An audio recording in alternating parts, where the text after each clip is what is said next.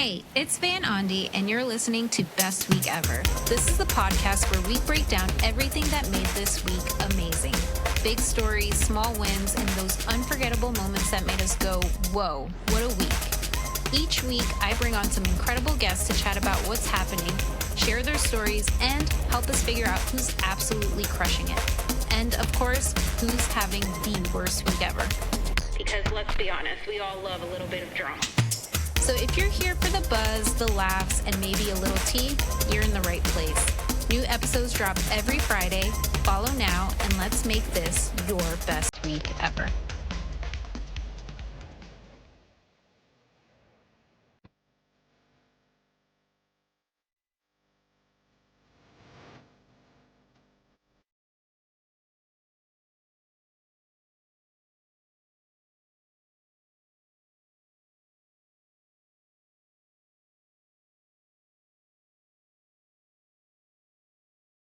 Hey guys, welcome back to another week of Best Week Ever podcast. I am here to discuss who's having the worst and best week ever in pop culture. And as always, I have wonderful guests. I have one of my favorite podcasts because you guys always hit all of my favorite 2000s. It is No More Late Fees with Jackie and Danielle. You guys had Parent Trap as your latest episode with my girl Sonia. I had so much fun listening to you all talk about the Olsen twins. We had a blast. And we got to finally bury the hatchet because we did It Takes Two, but we had constantly fight about It Takes Two and The Parent Trap. So we were able to have like a very good conversation about it on the show. So it was good. I was surprised that that wasn't our first Olsen twin movie that we ended up doing something else. Which one was it? Our lips are sealed. Our Lips Are Sealed, which I had never seen. We both didn't see it. Yeah. No. We are a little bit older than the typical like Olsen fans. We knew them from like Full House, It Takes Two, and that was like them. We were too old to kind of keep going. Except Holiday in the Sun. Everybody sees that. I was going to say, Holiday in the Sun is the most like teenage, hip, cool. Even the visuals, the guys were cute. Megan Fox is in there. It's Yeah. very precedental. Can't wait to cover that one. We actually interviewed the director of that movie, so we have fun tidbits now when we watch it that we can talk about. Yeah, I really want to know their thoughts on Megan Fox today because, there's been so much controversy. Obviously, Michael Bay blacklisted her and like she wasn't able to get any more jobs because everyone deemed her as difficult. But Right. that we know as today in Hollywood, that is not how it went down. But yeah, I would love to know his reactions to where are they now kind of question, Yeah. When we talked to him, he just said how sweet everybody was at the time, but not too many references. Like, I don't think he's ever talked to them now. But he just said that he thought that the Olsen twins were like very grounded and they had opinions and they would give it, but they just were like normal kids, which was very nice to know that like they weren't divas, that they were just normal, and that I think he pretty much only had good things to say about Megan. So yeah. That's so great to hear.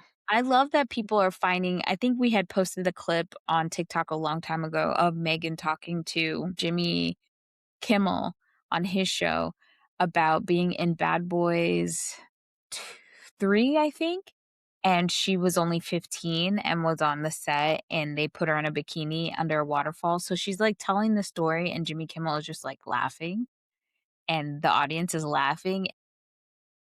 And that wasn't even that long ago. So to see the difference of like how much we as an audience have grown. Yeah. To be able, like, if she had done something like that more recent, we would all be like having a stroke, essentially.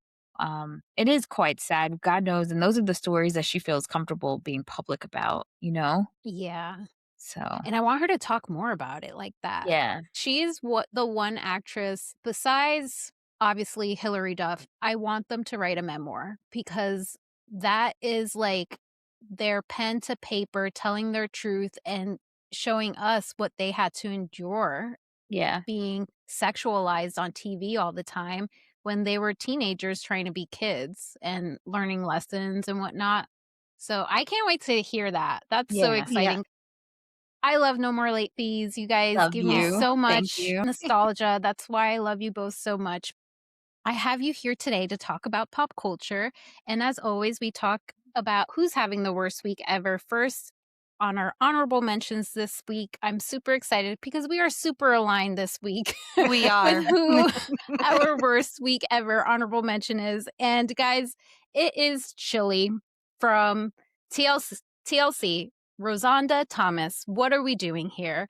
She has been outed as a Trump supporter or a MAGA after reports revealed that she made over $897 in donations to the Republican PACs and Donald Trump's 2024 campaign, alleging the donations were accidental and aimed at a veteran anti-trafficking causes. She also apologized for a thumbs hit repost button mistake regarding a controversial video.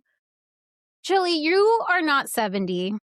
Yeah. Like, Right. sorry, I'm not buying this at all. And now I'm side eyeing the Lawrence brothers a little bit because we all know that she is in relations with one of the Lawrence brothers. And even though they have a podcast together and they too talk about nostalgia working in Hollywood, always found all those brothers very good looking. But I knew in the back of my mind that those boys probably have different political views. This was really surprising for me to hear now, knowing that she is a Trump supporter and she's trying to clarify the donations as a mistake. What do you two think about this, and why is she on your honorable mentions list this week? Well, I also saw that, like, because she came out with that statement, it was like, I was donating to the veterans and the children. Um, People went back and looked at previous political posts by like RFK Jr. and Donald Trump and other Republicans where she had liked the post. So they're like, here's even more receipts that this is not on the up and up and you're trying to save face now. Am I surprised? Absolutely not. Honestly, I'm not surprised. As soon as she was dating Matthew, I wasn't shocked. So I don't know where the youngest Lawrence brother lies. He feels like he's a little bit different than the other two, but I definitely knew Joey was riding the Republican train. Like, that's not shocking. There's a very close connection between like how close he is with Melissa Joan Hart, and you can't now she, I think, has spoken out to say that she doesn't support Trump, but she has been a Republican for a long time. Mhm. So their closeness, who just like some of the things he says, like, I'm not shocked that he's on that train. So then by default, Matthew makes a lot of sense. Now, where I think Chili lies, I don't know about all of her politics, but if you ever listen to Chili, she talks about like she's one of those um energy woo woo girls, but also like eating food can save you, like changing the way Mhm. that you eat. And she talks about how when Left Eye was alive, because Left Eye used to be very much with Dr. Sebi and his whole way of life with food. So she kind of says that Left Eye taught her a few things. And, so she's really into like eating clean. She doesn't really eat sugar and all that stuff. And that falls into that Maha propaganda. I think it's a very Yeah. easy pipeline to get into. And she may a lot of celebrities, we have to remember that Trump has been in our sphere forever, and that for a lot of these celebrities, they look at him as, like, this cool billionaire guy and not. Or Right. successful Right, That's too. always just been around in circles, right, probably, like, you they've know? known him for a long time, and Hollywood is sick, like, it's twisted, and who knows? So, long way to say I'm not surprised. I mean, some fans were expressing more disappointment, but yeah, we're totally not surprised because, there was an incident that sparked controversy back in 2018 where she commented in All Lives Matter. And yeah, it's just really disappointing. She has stated before that she has the utmost respect for Michelle Obama and is not a political supporter despite the financial records. Follow the money.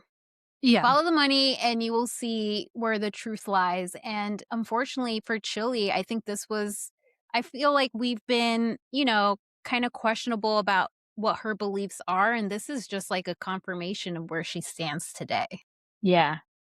And, like, and the only reason she hasn't said anything is because financially it's not good for her. Like, she is literally putting the tour they just announced, like, she's putting it in danger because TLC is gonna go on tour. I believe it's with, is it Yeah. SWV and Escape?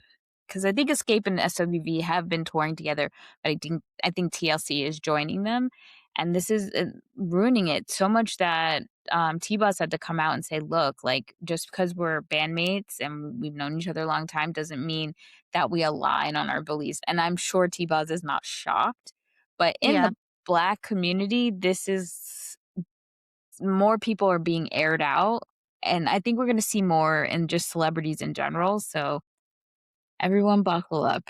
Uh, I'm not I'm not sure. We've already been seeing it with Nelly and Ludacris because just a few months ago, there was some Yeah. concert that there were all these, like, far right leaning people, and they were gonna be in it, and everybody was like, "What are you doing?" Even on Nelly and Ashanti's show, they've talked about it because he, I think, was at the inauguration and people were, like, not having any of it. But I do want everybody to realize that you're going to start seeing your favorite celebrities align themselves in different places because you have to remember we had COVID, we had the writer's strike, we had the director's strike, like, we had all these strikes. So that's, like, almost 2 years of people not working, and now Yeah. they're at a place where we're seeing people at conventions that we never used to see. Jackie and I talked about this too, that they're hurting for money. And Mhm. so they're going to align themselves where the money is and not necessarily their belief system completely. Well, yeah, we see that come to light with Nicki Minaj. I know you mentioned Nick Cannon. I can see Nick Cannon looking at Trump and being like an inspiration because Nick Cannon's kind of like in that same circle of just being culturally known from, Saturday, not Saturday Night Live, it was Snick at Night, I think it was It called at was Nickelodeon. all that, All that. Yes. and then he had his own show, and then he had Wild 'N Out, so he's And been then there. he has, The Masked Singer and, like, just so many little TV shows in those networks that I can see himself being like, "Well, I can be the next Trump." You know what Yeah. I mean? It's really disheartening to see, but also not surprising, you're right. Yeah. I I do think that Hollywood will what's happening is that people are using the same script, not realizing that the everyday audience has, like, opened their Evolved. eyes. Right, Yeah. we've evolved as an audience, and we're gonna start to see that happen for everybody. We're gonna see, not just celebrities, but influencers being pressured by the public to stand for something. And Mhm. I think that is going to be a really hard thing to navigate because that's never happened before, especially in Hollywood. So, Definitely. Yeah, I'm here for it. Are you here for it, Jackie, for everybody's downfall? Yeah, it's just kinda like we know it's coming. As much as you don't want your favorite celebrity to be, like, who you don't want them to be, it's inevitable someone's gonna disappoint you at some point, so yeah. It gives us, like, a hard time too, not a hard time, but, like, I think this is where critical thinking is going to be so key, and we've seen that in our country, unfortunately, nuance and critical thinking is not everyone's cup of tea, yeah. and, with us playing in nostalgia, literally everyone that will feature probably sucks as a human being, but it's not necessarily that we are saying that you should love these people per se, but it's a nostalgia to a time where these were your favorite movies, these were your favorite actors, and you could still hold them accountable, but still, give life to the memory that you had. I think there's Yeah. a balance. And uplift those that have proven themselves to be, like, decent Decent, human yeah. beings. Yeah. Yeah. Who out of like you back in the day, because my favorite heartthrob is Devon Sawa. Mhm. And to now see him being an ally, supportive, like he's in horror, like I'm just so proud. That was like my first heartthrob. And then I see Joseph Gordon-Levitt. Ugh, You know what I mean? And it's like, I heart-wrenching. used to love you, like, Right. down bad. And now, like, yeah, it is so disappointing to see how the tables have turned. Yeah. So I need to ask you, who is someone back in the day that was your favorite heartthrob that has surprised you and you're proud to say, like, "That is someone I loved back in the day," and Mhm. who is someone that has sadly disappointed you? Boy. Not heartthrob, but, like, my favorite band is Hanson, and I really have to compartmentalize the fact that they're all at least Isaac and Zach are Republican and have done very disappointing things in the past. So that's my, like, disappointment, and I just have to, like, listen in a silo and, like, you know and then, the one I'm proud of is Matthew Lillard. He's just still out there. He's supportive. He is who he is. He'll talk to anyone. Like, he appreciates the fans. He goes to cons and he gives them his time and stuff. That's mine that I'm like, "Okay, I did something right with Matthew." How about you, Danielle? I'm going to say the love of my life, which is Harrison Ford, Mhm. unfortunately, and he disappointed me a long time ago. This was before we all quote unquote got woke, I guess people would say. But I think it was the Oscars or the Golden Globes that gave Polanski an award, and he flew to Paris to give it to him in person and, like, is totally fine overlooking the fact that this man, I'm gonna put quotes, allegedly essayed a 14-year-old girl. And so, that really breaks my heart to no end because there's really no excuse. I do understand that maybe at this point when you've been in Hollywood for so long and it's so normalized, you just think that's fine. And now the second person that I'm proud of that I wouldn't say I, like, had a crush on them per se hard, but Mark Ruffalo has been extremely outspoken, and, Andrew Garfield has surprised me as well. I'm not as surprised with some of my favorite Black actors because I kinda just feel like they're always teetering on speaking out because it's just where it is. Viola Davis was a little disappointing because she didn't say much about, like, Palestine or anything and is still riding the Israel train, so that sucks. And like you said, we're gonna be seeing these celebrities, these artists, because of the strikes and the lack of jobs in Hollywood right now, they are unfortunately pivoting to grifting because Mhm. that is what is their bread and butter right now. It's Yeah. very, yeah, very sad to see. And Mark Ruffalo, oh my god. Yeah, 13 going on 30, so fine. So fine. Uh, I totally should have put us as being the worst week ever, Yeah. because they're remaking 13 Going on 30, talking about a cash cow. Jennifer Garner is the producer, and I'm just like, "Babes, why?" Don't touch perfection. Right. Literally her best role. At least do like a Carrie Diary series Right. based on 13 going on 30, Right. with a whole different character. Yeah, I'm so sick of the reboots, especially a reboot that doesn't really need to be remade. Yeah, No. no. And someone made a really good point in our comments when we I made a whole rant Like, about immediately, as soon as it was announced, it was, like, probably a half an hour later, we had a post about it because Danielle, like, you don't mess with 13 going on 30 No, with Danielle. no, No, there's because not gonna be another Judy Greer. Are you kidding me? no. And on top of that, like, someone was saying if they make it where it's maybe the Jenna character is growing up in the 90s or 2000s, it's just, like, not gonna be the same.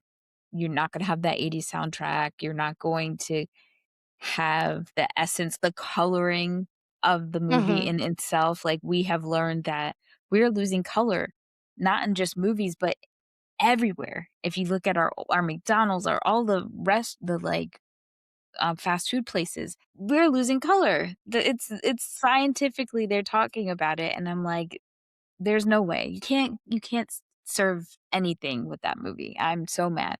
I do like the actress. Maybe if it's her daughter, I could go with it, but if it's just like a reboot, I don't. Yeah, I'm on the same page. Who's on your worst week ever runner-up this week? Is this another one that we aligned with?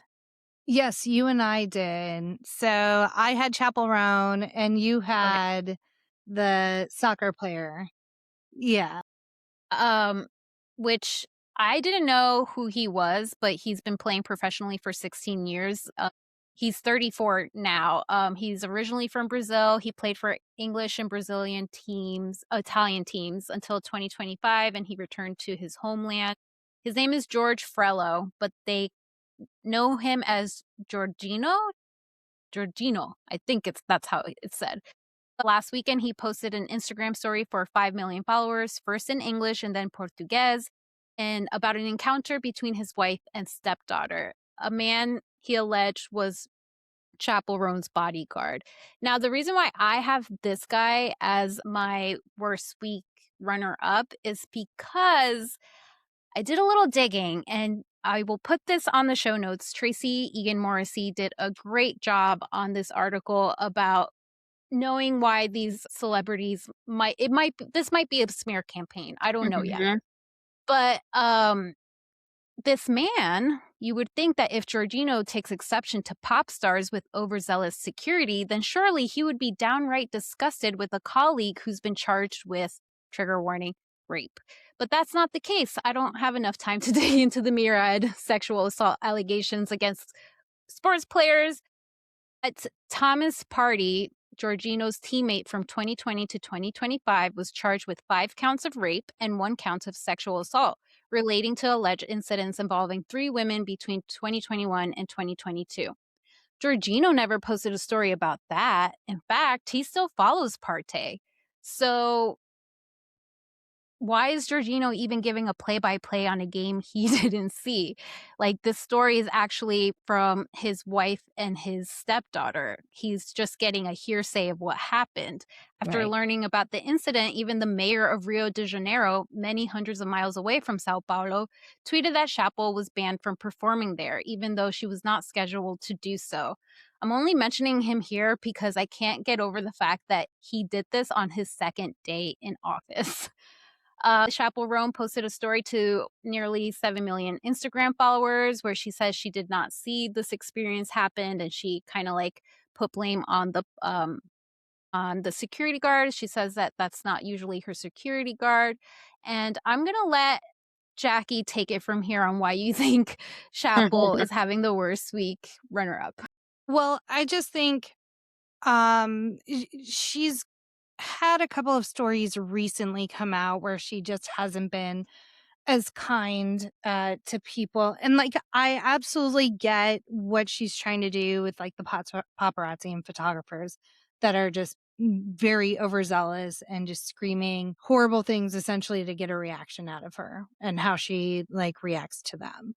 But when it comes to fans and your reaction, and it feels so this now the bodyguard has come out and said he wasn't part of her bodyguard team.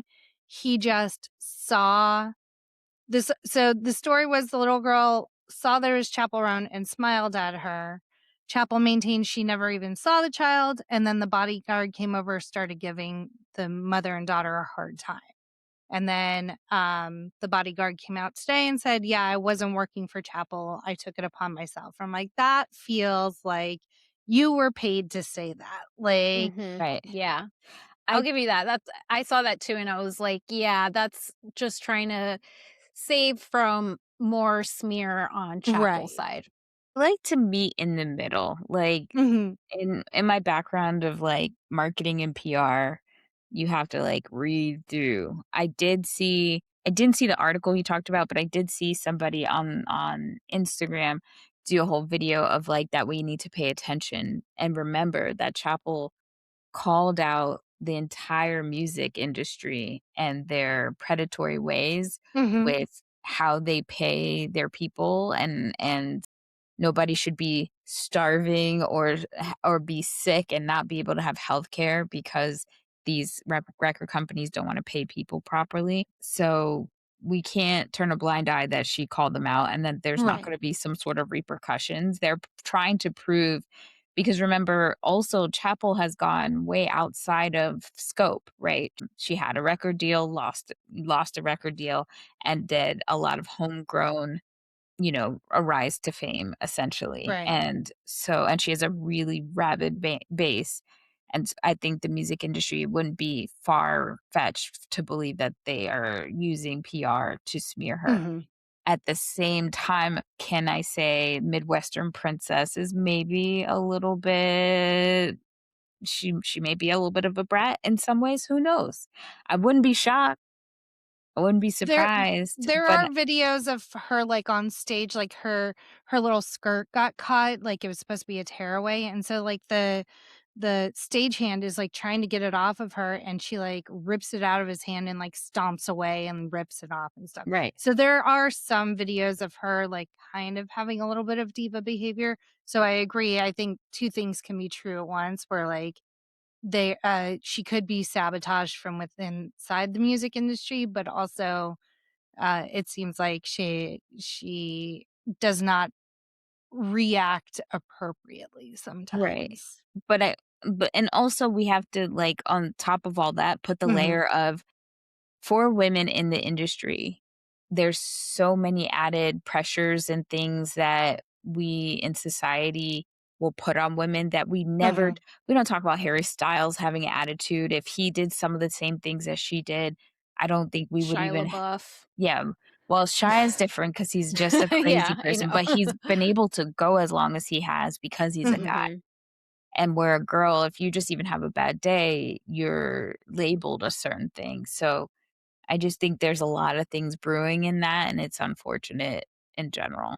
Yeah, I mean, she fired her team, so it does correlate with the industry going after her, and she also has mental health Mm, issues. She's been very open about it. I don't want to diagnose her, but she does have some bipolar disorder in my mood eyes. disorder, yeah. Yeah, exactly, and it gives me a little bit of Britney Spears vibe where she obviously doesn't want to work right now, but I feel like she is contracted to do what she has to do, and she's kinda in prison, Yeah.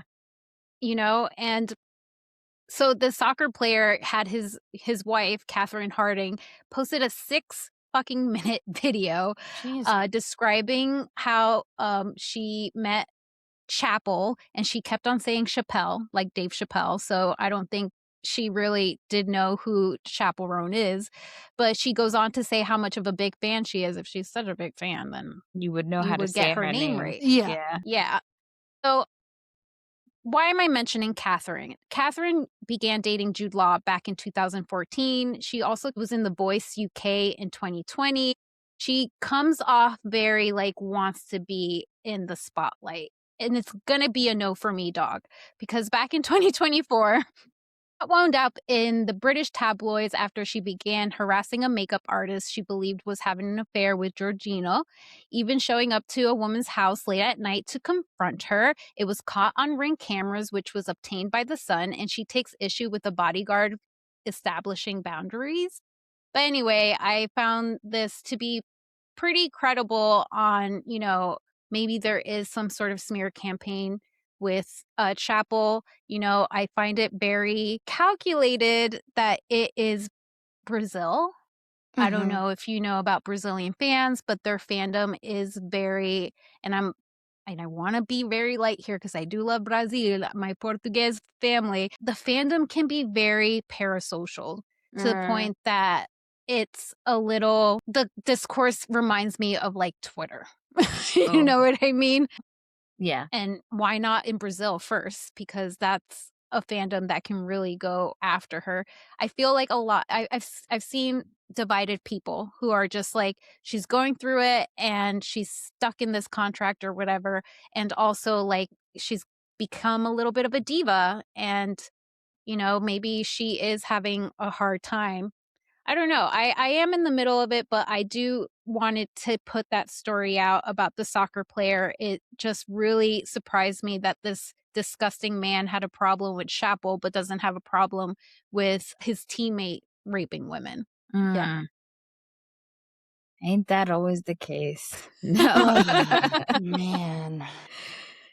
Yeah. Danielle, who's your worst week ever runner up this week? Oh, I have on my list Ursha baby. Yeah. It's not it's when the Diddy trial happened, I had a talk with myself in the mirror and I said, "Look, Confessions, great album. That man ain't got nothing but hits. He may also be a victim. I give him grace on that. But he's too closely connected to that man.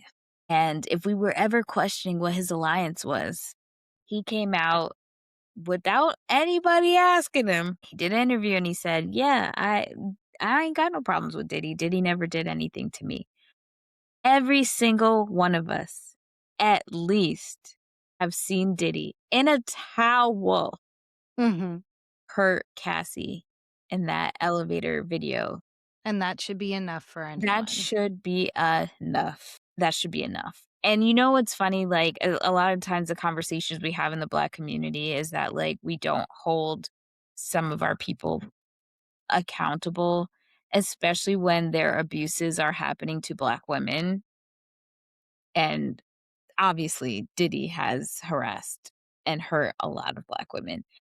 But, I was thinking, Cassie being mixed might have helped a little bit with some sort of empathy, but when that trial was happening and just hearing how a lot of Black people were talking about the situation really hurt my heart, and I'm like, "Oh, we have a lot of healing to do." So, I don't even know if people are going to hold Usher accountable for just pretty much saying they're cool Mhm. on top of the fact that, like, look at Chris Brown is still touring. I know I have family who post in their stories that they're at this concert, and I'm just like, Girl, I know. "Ugh." I know a mother Uh, to a little girl yeah, same. going to a Chris Brown concert, and I'm just like, "Ew." Like, what There's example are you setting? and I felt like I was so far removed from it because I just thought in my head, "Yeah, we're done with him, keep on moving." We never Oh, moved. no, oh my god. Yeah, it's very disheartening.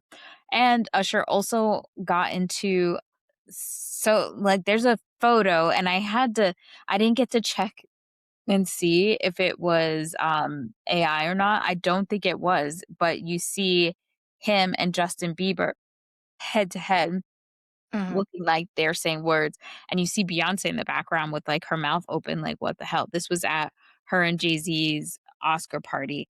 So I'm like, I don't know what's going on with that.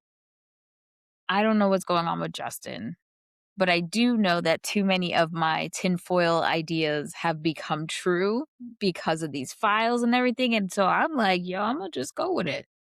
I really do think that the Justin Bieber fans, we said earlier, we're more evolved. We see what's going on, you know? And I really do think with the Usher and Justin Bieber, the reason why Usher is all up P. Diddy's ass, no pun intended, is because he had to do what he had to do to get what he wanted, those hits, that Mhm. amazing album. And I'm pretty sure Justin Bieber is now looking at things differently back when he was a kid, especially now that he's a father. He really has been protected by Haley, knowing that he's going through some inner turm- turmoil of like what he probably did as a teenager. You Mhm. know, there's those videos out with P. Diddy.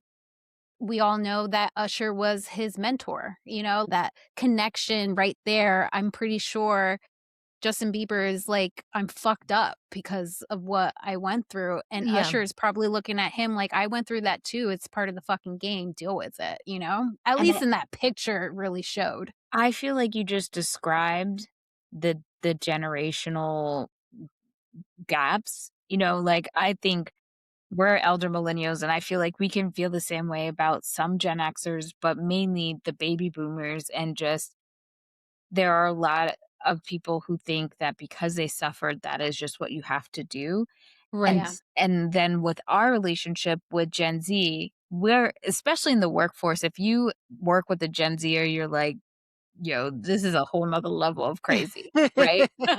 But I think we, as millennials, look at them and we're in awe in some ways and just saying, "Wow, you know what? Hats off. I couldn't do it, Yeah. but you go ahead and break that system. Go ahead, break it." Yeah. Yeah. I'm proud to know you, but I'm not feeling like because I suffered, they should suffer too. I think we're a little bit more enlightened to say, "Good, break it. You We shouldn't want have to go through better this." than what we had. Right, while Yeah, they don't think the same way, the older generations. and I think Justin Bieber is in that midst of Yeah, it, of that mindset, you know, and hopefully the believers are seeing it and put Usher accountable. I yeah, know you say that, like, he probably won't be held accountable for his actions, um, with his fandom, but the believers, I feel like, are a little bit more bigger fandom to have Justin's back, but yeah, we'll see. I definitely, and that's the thing because there's this dichotomy between, like, massive pulp culture and then in Black spaces, unfortunately, yes, he may actually feel the wrath of the believers, but he will always have the Black community to run back to because they're not gonna hold him accountable from historically what I've seen that we've done. So, yeah, you're gonna have people coddle him and have them on their show and all this other crap like they did with Jonathan what they were doing with Jonathan Majors. I mean, we had, what's her name? Shepherd on Sherry her show. Shepherd. Sherry Shepherd had him on the show, Boohoo. And we had Megan Good protecting him. I don't know, I think I saw that she might be pregnant. I tried to ignore it if that's the case. And then even Kiki was gonna have him on her show, and then she, like, didn't air it. Which I am constantly side-eyeing Kiki because she keeps having these me too. weird people in her vicinity, and I Yeah, think we as a whole just need to accept that's where she at, y'all. That's just where she's at. We might have projected onto her what we thought she was going to be, and she has been telling us this is where she's at, and we just can accept it and move on, I guess. I know. That's why sorry to get off topic, but, like, I get scared about Zendaya because of how Law Roach is moving, and they're still kikiing, and I'm like, I like, mental note. You know what I mean? Like, I love my Zendaya, but, like, when we're talking about the downfall of one of our favorite, you know, all-time celebrities, it can be Zendaya. I don't want it to, knock on wood, but, Yeah. like, I'm glad you brought this up. She has 6 movies coming out this year. And this year, so yeah, if we learned anything from Anne Hathaway, right? Which still to this day doesn't make any sense, but we learned from her, Jennifer Lawrence, there is an oversaturation meter when it comes to female actresses that Mhm. if we see them too much, it's like we turn on them. And I don't wanna say we because I don't think I've felt this, but I'm afraid for Zendaya this year because she's engaged, she's in 6 movies, She's married. she's well, yes, she's married, And did you but hear the plot about the drama? Not yet. I wanna go in blind. I don't wanna know Yeah. anything. Girl, I then don't look it up because the plot kinda just got kinda spoiled. I Yeah, won't. I heard I'll let people you, the listeners, look it up. It is controversial, but I do wanna see the movie and make my own decisions of it. yeah, some people were like, "You might walk out." I was like, "Okay, buckle up." But Law I think what's happening with Law is this. Law has worked a long time, right? And he's working in an industry that is very much with fashion, it's very elitist, you know? And some people could kind of buy their way in, but not really. It's a social club and it's racist as hell, right? And so here's this kid who came from a totally different environment and he has figured out a strategy with this girl and he's been able to break through. I think he's feeling himself as he should because he is a creative genius, really and truly. But I do think there's a fine line because this industry will eat you up and spit you out. So I don't know, like him aligning with the Bezos and all that stuff. It's He giving wa Hunger Games. Yeah, but he wants to be up there. He wants like, I don't know if you guys ever did you watch Project Runway, the new version with him in it? No. I didn't, but I did see the Julia Fox, which was way better, and I'm, like, forgetting the name because they only had 1 season, it was on HBO, and it was sorta like Project Runway, Right. but, it was just more like I loved it designer-wise, it was just more creative. Yeah. But no, but that to say I have not seen the Project Runway, sorry. Well, with him, you could tell he was, like, playing up certain things to he wanted to have those, like, viral Clips. lines He and wanted clips to and be stuff the like that. Janice Dickinson of Project Runway. Yeah, he essentially wanted to show he wants to be famous. He doesn't Mhm. just want to be known for his styling. He wants to be So the sad. star. So, like, he loves Zendaya, so he never talks bad about her or whatever, but they both have to be very careful because I could see that just going out of control. Yeah. They could Well, have a here's really to bad hoping that falling doesn't out. happen. Yeah, Yeah. I hope he can handle it because sometimes what you want be careful what you want ask for, essentially, yeah. Yeah. Well, that is a great worst week runner up from Danielle. We are now on to our worst week ever winner. I'll go first. It is the Wes Wilson and Amanda Petula of it all, breaking their silence after weeks of romance rumors. In a statement today, March 31st, Tuesday, guys, I've been having the worst day ever. I feel like this little piece of news was the cherry on top. But yeah, Batula and Wilson confirmed they are romantically involved, but it's still very new. And the rumors come amid Batula's split from Kyle Cook and Wilson's past with Sierra Miller. This is very disappointing for all of us because we are watching the Summer House of Summer 2025 that just happened. We're seeing Amanda, you know, moving forward to separate herself from Kyle. And we see Wes and Sierra having some sort of like rekindling of romance there. So, y'all know how I feel about Wes Wilson. I don't like blonde men. He has a podcast with Sophia Cunningham, who is known to be homophobic, a bigot, and I will go as far to say as racist as well. So for him to align, to have a podcast and then still be, I'm sorry, he's performative when it comes to his allyship. It's not real to me. It doesn't come off authentic. And as much as I am not a bed bug, I am a Lindsay Hubbard fan. I have so much love for Sierra, especially on the last, I think it was the second to last episode of this season, where she talks about how she hates how men view her as an experience. And I actually was crying watching her break down because she is a Black woman dating white men, and just how she is always sexualized, not taken seriously. As a brown Latina, since I was 16, 17, I was always told that I'm too hot too Latina, too spicy. I would be quiet and they would be like, "Oh, she's angry." Cuz I'm just like when like if someone were to come with me with some sort of conflict, I get very reserved and I can be very short.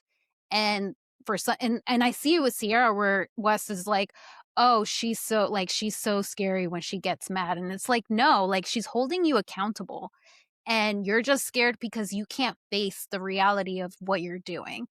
This is really upsetting because Amanda and Sierra has also been shown in the show to have each other's back. But hot take, I don't think that Sierra and Amanda were ever really friends. I see in the past season where Sierra is there for Amanda, but it's not reciprocated back to Sierra. We've always seen Sierra with Paige. I don't think we've ever really seen Amanda and Sierra where it's about Sierra.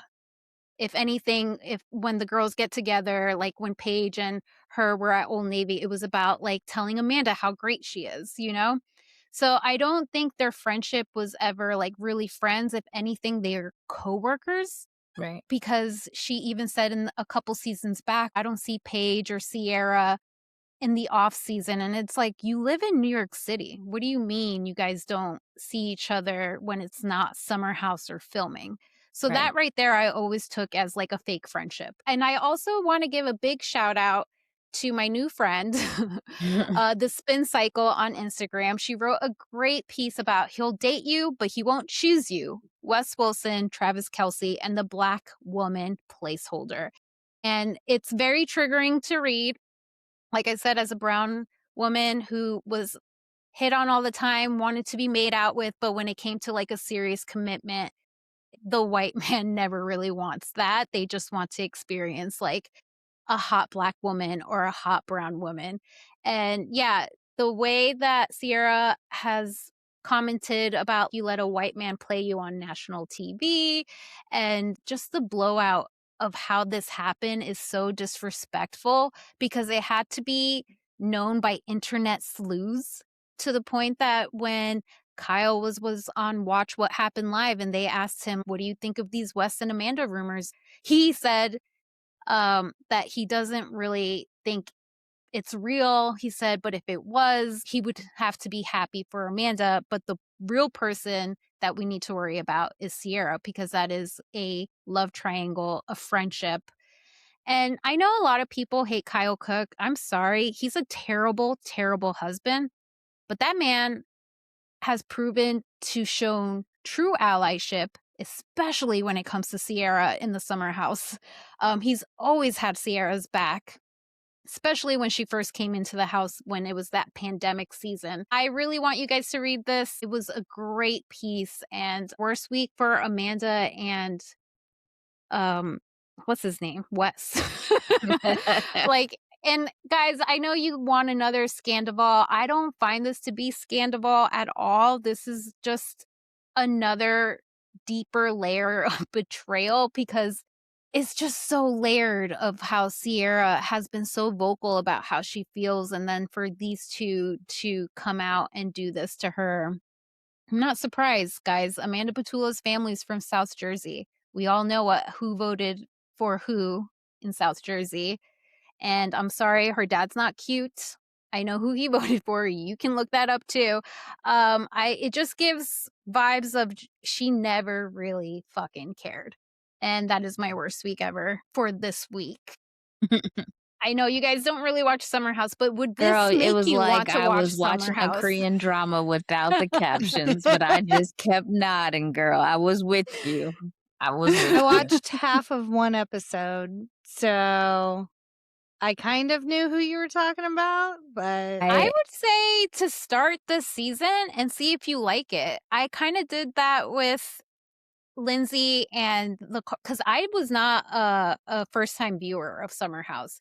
It took me wanting to know the tea of Carl and Lindsay where they broke up that season, and I was like, you know what, I'm gonna watch, and I watched back some of the seasons, and now I'm like a Summer House bestie. Like I'm there.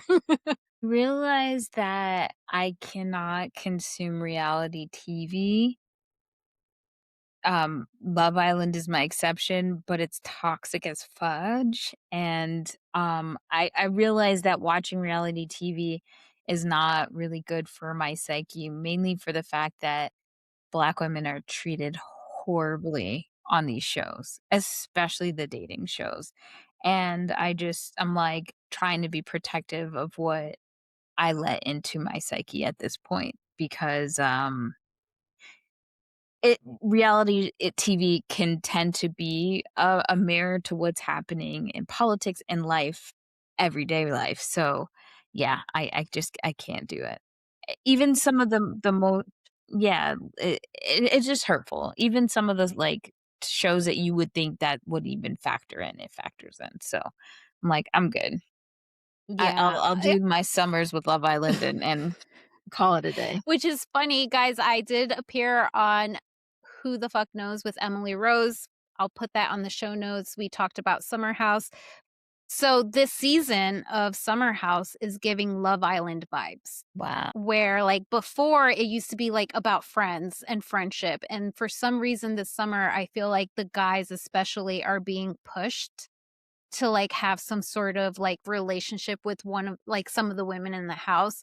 Like Ben really he's that Australian bachelor dude who broke up with his girlfriend before coming to the Summer House production and then realizing that he's not really hitting it off with the ladies. So in this next episode, he's going to have her come over, like this girl that he left behind. And then, of course, there's the Jesse and Wes and the Sierra story. It is giving Love Island to me this season, which is bothering me because I'm here to watch my friends, not here to see connections. I don't, Right. but It's that's just me. it's If you kinda want to like start there. how Vanderpump just turned insanity Yeah. after a while, Yeah. so And also, we have Mia, who's a new castmate in the Summer House cast. She is so much fun. She is the meme queen of Summer House this season, I feel. And then we have KJ, and them three together really made me miss Martha's Vineyard. Please bring that back. Like, is that that the one was with the such a black great cast show. that got canceled? Yeah. Yeah, tragic. Everybody's like, oh my God, I love seeing KJ, Sierra, and Mia. And I'm like, then bring back Martha's Vineyard. What are we doing? We're Mm-mm. saying we like it, we like to watch it, so why did you take it away from us? But who's your worst week ever in pop culture this week? You wanna go, Jack? Sure. I am giving that to the new Harry Potter series that dropped their trailer this week. It's like one of those like Twitter posts or threads posts where someone posts something and then like you go into the comments and it's like this didn't go the way you thought it was going to go. Because it's just been nonstop like we do not want this. No one asked for this. J.K. Rowling does not deserve any more money. We will not be watching this. It has been most of the discourse I've seen on the internet. And I watched the trailer mostly because I've been rewatching the OC and it pops up every time an episode ends. But I'm like, not to discredit, I'm sure the cast and crew, like they worked really hard on it. I'm sure it's well acted. But it's just not something I'm interested in supporting at this point. And um they thought and it was a great idea if J.K. Rowling wasn't such a terrible person. And so it's kind of a bummer for all involved, but they knew that what they were stepping into when they agreed to be on the series. So Here's my thought on that. I'm starting to realize that because of social media, we're in silos, right? Mhm. And I think every election that really hits me because I'm like, "Oh, we're good." You're only, like, seeing who you follow, right? Or Right. so I think we're like, "Fuck that TV show." Yeah. I don't know where I was outside of my town. I'm just gonna say that. I was outside of Yeah. my town on social, and I got to a post, and it was about the Harry Potters thing, and I was like, "Ooh, let me look at the comments. They gonna trash this," and they were like, "Can't wait. So cool. It looks amazing. So I'm like, "Oh." Oh, no. We're no, and especially, like, if they go after a younger audience who maybe didn't Yes. experience Harry Potter in the same way that like, we were in real time, just finished Yes. reading the books, seeing the movies come out, waiting in lines. This is a totally different audience. I'm a little scared Yeah.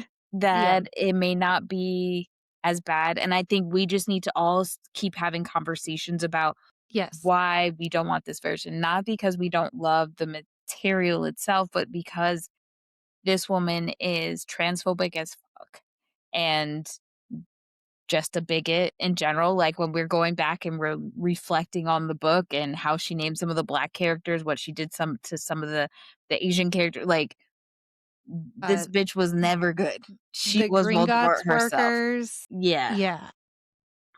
but she wants to do this version because her big 3 Mhm. have called her out, refused to really be with her, work with her, whatever, and we have to remember we have the at Universal, we have Harry Potter World, all of their likeness is of the movie Big 3, right? She wants this TV show to do well so that she can renegotiate that, make these new kids, these young, impressionable children, the faces of the series so that it fucks with the old cast money, the Mhm. residuals, all sorts of things. It's almost retaliatory. And she wants to That's line her so pocket evil. even more. Yeah, yeah. And like to make Snape a black man is it's wild, and we already know the Warner Brothers, unfortunately, is gonna be slip sliding into a whole new pipeline. It was already there with David Zaslav, but it's going to be worse now that it's owned by Paramount. So, I'm not surprised at any of this stuff, and it's really disheartening. So, tell a friend to tell a friend, we ain't watching this shit. And if Yeah, you are gonna no. watch it in a way that they don't get money for it. Yeah. I'm hoping those tweets, those posts that you saw outside of your town were bots because I don't I don't know anyone who is supporting this. Even like millennial parents who have kids, they are not buying the new books. They're not like going Mhm. to the books. They're like probably buying it secondhand Yeah. just so it's not threaded to her.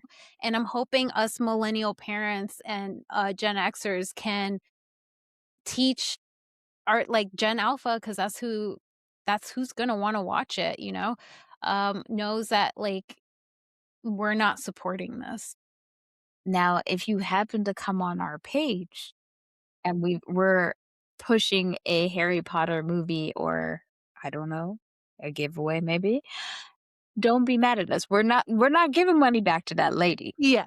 Yeah. We're doing everything we possibly can. And we're calling her out as we are Right. To Mhm. reminisce, reviewing. but also Right. calling her an absolute nightmare. And I'm sorry, but the trailer lacked color. It Thank looked you. bland. The first original one looked more and it's old, like, you can tell the CGI graphics. We will watch it, but it had more color. Yeah. Yeah, no, the trailer was boring. Apparently, one of the reasons why we're losing color is because we're using digital cameras instead of film. That's some of the Oh, feedback from some yeah. cinematographers. I never even thought about that. It's the way we are filming things, so, yeah. I mean, it makes sense because of reality TV. Some shows are like that, but yeah, no, I want the actual, like, film. Yeah. You're so right. You're Danielle, good. who's having the worst week ever in pop culture? Okay, so originally, I told you guys Erica Kirk because Drewski is that skit insane. Um, but I'm gonna push her to the side because I forgot, man. I don't know if you talked about this already, but Huda from Love Island and her shenanigans. Did you talk about this already? I did, but I are you gonna talk about what she's gonna be featured on soon? Because I think this is crazy. Yes. Um, Call Her Daddy Unwell has a new series coming out or something in Utah. I didn't get much of it. You could correct me on In this. Utah. But her and Louis are going to be in this thing, and it makes me wonder what, like, first of all, Louis is so trash, and I will say I have an insider, my cousin from England. He came to visit, and, he told me that he may know some people, and that some people, when they got famous, dipped out on all their friends and has Oh. become very fame hungry. I'm not gonna name any names. But anywho, Louis and Huda are going to be on this show thing. And I saw a guy talking about that he was invited. I don't know if this is a reality show, if this is like a brand trip. I'm not really sure. But he was talking about, like, I have talked about every single person who's going to be on this. I feel like they got me and Imma be dragged by these people when I'm in the house with them. Like, he was just telling his experience before he I don't know who the guy was, but I thought that was hilarious. So, I just wonder if Louis is staying with Huda because they have all these brand deals and these things kind of connected, because he's the one who gave the, text messages from his baby moms from Huda. So, Jackie, to give you context, Huda from, Love Island is dating this guy named Louis. Louis has been on a million different dating shows, and he used to be best friends with this guy named Miguel. Miguel is dating Leah from 6th season of, Love Island, Okay. and Huda is from the 7th season of Love Island, and they've been pitting those 2 against each other because, Huda is Palestinian, while, Leah is from Iran. I think she's I think she's She's his Iranian, yeah. cousin, yeah. Yeah. So, there is, like, discord between them and Louis. They stopped being friends with Louis. Miguel has been friends with Louis for a long time, and they stopped talking to him. Unbeknownst, really, we don't know the whole background. And while watching Love Island, we all saw that Huda was very toxic and had a lot of stuff, but it's Mhm. almost, like, impossible to talk about her on the internet without she wanna talk about a crazy fan base. Yeah. They go hard for her. So now it came out that Louis' baby mom was being essentially harassed by Huda because Huda went to her apartment complex, got inside the building, threatened to unalive herself. So now the girl had to put something in with the court for a restraining order, which you're not Wow. going to get unless you have real evidence. And so we found out that Louis is the one who gave the girl the text messages from Huda. So it's like, my dude, do you like her or not? Because No, he's playing her. right, exactly. So, tell us about this show or thing that I don't really understand that's happening with Unwell. I really can't tell you about it. There's just so many reality stars that are part of it where I'm just like, like Ekin Sue from Love Island. She's going to be part of it as well. Um, I think there was someone else from the Love Island universe that's part of it as well, but I did not know that it's going to be based in Utah. That makes complete sense to me. But I think, oh, it's the Mormon wife, Dakota. Dakota is Ugh. part of that too, and that's why people are just, No. like, so turned off. Because not only do you have Huda and Louis, you have Dakota Mortensen joining this reality show too. I'm Okay. not gonna watch because it looks like a hate watch kind of a show. Yeah. So, Alex Cooper launches Unwell Winter Games reality series starring TV's most polarizing stars from Secret Lives, Dakota Mortensen, to Love Island USA's Mamacita Huda Mustafa. I said that. Um, so yeah, it's from her Unwell Productions. I don't know how long it's supposed to go on, but there's mental and physical challenges over 4 days to win cash prizes. Wait, And wait, it wait. all Sorry to interrupt. Winter uh games, we're in spring. I guess they taped it during winter. Oh, okay. That's weird timing. So they're all living under the same roof in Park City, Utah. Oh, they're Juliet mostly from Love Island. Oh boy, Serena Pitt. Not my Serena. No Yeah, Serena. Serena and Joe, her husband. Who Oh wait, this may be a different Serena. Who's Serena Pitt? Yes, She's it is from different. The Bachelor. Okay, I don't know her. I thought it was Serena from Love Island and I almost died. I was like, girl, don't do it. It's a trap.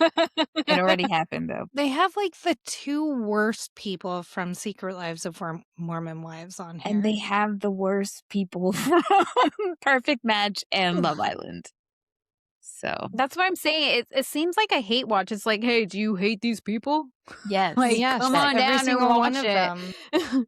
And it's not even giving House of Villain vibes. It's yeah. Because those people I are will not hyper be aware that they're villains, but they're fun Yeah. villains to watch, not like actual evil people. Yeah. Yeah. I've been having so much fun watching Kate. Oh, Just like I need torture to everyone. I need to catch up. I only watched the first 3 episodes. I like to build them up so I can then binge. So I'm excited to continue on. I gotta ask you, do you like Tom? Because why do I like Tom watching this show? Tom and what's his name? From Survivor. Why can't I think of his name right now? I Rob? know who. No, No. he has a weird name. He has blonde hair and he's Yeah. tall and goofy. But like their friendship is just like, why are you so endearing? I don't want to like I didn't mind the guy from Survivor even when he was just playing Tyson. He was just playing the game. Like, whatever. That's how Survivor is. But then it's like they paired up and they're like little bros and they just like kiki at night and stuff. I'm like, why did you have to befriend like the worst person on this entire cast? And then they booted out. Well, are you caught up? Well, I am. okay. Like they booted out Plain Jane, which then I was upset about too. And so it's just been so, but I will catch up. We are now going to move on to our best week ever topics. I'm super excited. I'll go first with best week ever. Honorable mention. It's the new Boots Riley movie. I love boosters. It has finally arrived and it's exactly what fans of Boots Riley were hoping for. Bold, chaotic, and unapologetically weird. I'm going to name some of the actors that are part of this movie because it's such a star-studded cast. We have Keke Palmer, Lakeith Stanfield, Don Cheadle, Will Poulter, Eliza Gonzalez, Demi Moore, Taylor Page, and Naomi Aki. It's the kind of lineup that instantly elevates the film. And I am loving it because it is based about a fashion designer. They call the people who pretty much bling ring department stores the boosters, and Keke Palmer is one of the boosters, and the trailer is just so colorful. It's fun. The makeup is amazing. I should take like some shrooms or acid and watch this at home because it's gonna be so trippy. Yeah. He is that sort of director that really takes you somewhere out of this world. But yeah, that was my best week ever honorable mention. Who do you guys have for your best week ever honorable mention? I have Olandria from Love Island. And I don't even want to reference and say from Love Island because I think at this point I could just say that girl's name and people will just know who she is at this point. Model, supermodel Olandria. Yeah, you're right. So she was in a Sports Illustrated shoot. I think she just posted about it today on her page and yesterday, I think. So very proud of my girl. Proud of her. She looked stunning as usual. That is someone that is never coming back to reality TV. No. Unless She her and is- Nick get their own show. And she said that from her own mouth. Did she? Yeah, Okay, somebody I'm down asked her for about that. it. I don't think they should. I think people are too parasocial with the two of them as it is, and I Yeah. think it just will get scarier. So I think they're doing the right thing, doing their own stuff, and then coming together when they want to, but not showing us too much stuff because, yeah, it's like you want to talk about toxicity, go on Twitter and see how they talk Mhm. about those 2. The It's the factions are same. insane. Yeah.